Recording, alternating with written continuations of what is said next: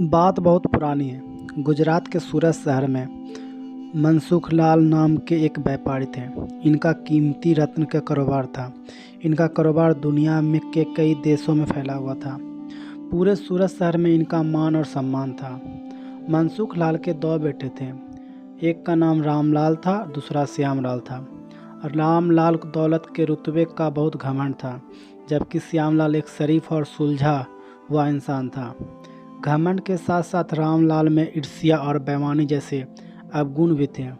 समय के साथ साथ मनसुखलाल की उम्र बढ़ती जा रही थी।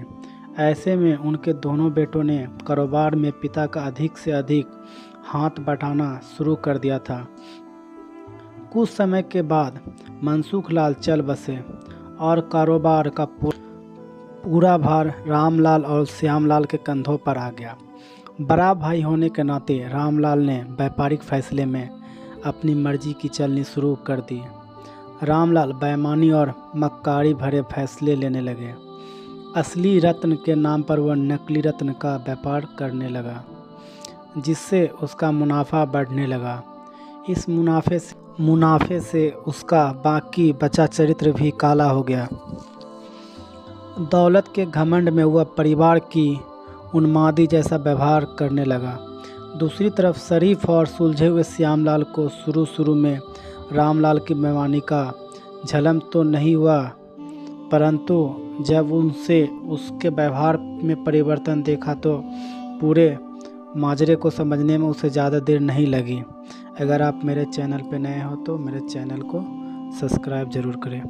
एक तरफ जहां श्यामलाल की ख्याति देश और विदेश में बढ़ने लगी, वहीं दूसरी तरफ रामलाल की करतूतों की पोल खुलने लगी थी। नकली रत्न के व्यापार के कारण रत्न बाजार में रामलाल की साख को जोरदार धक्का लगा। उसके व्यापार का दायरा सिमटने लगा। अंततः नौबत यहाँ तक आ गई कि बाहर क्या, अपने शहर का भी कोई व्यापारी रामलाल के नाम लेने से भी तौबा करने लगा। अब तो नौबत यहाँ तक आ गई कि रामलाल के धन के अभाव में अपना घर, दुकान, सामान तक बेचना पड़ रहा था। जल्दी ही रामलाल के हाथ से सब कुछ निकल गया और वह परिवार सहित सड़क पर आ गया। अब रामलाल को अपने किए पर पछतावा हो रहा था, परंतु उसकी तकदीर ने जो खेल खेल दिया था, उससे आसानी से पीछा आना उसके लिए संभव नहीं था। दूसरी तरफ श्यामलाल की तकदीर का खेल था, जिसकी बदौलत वह रंग से राजा बन गया था।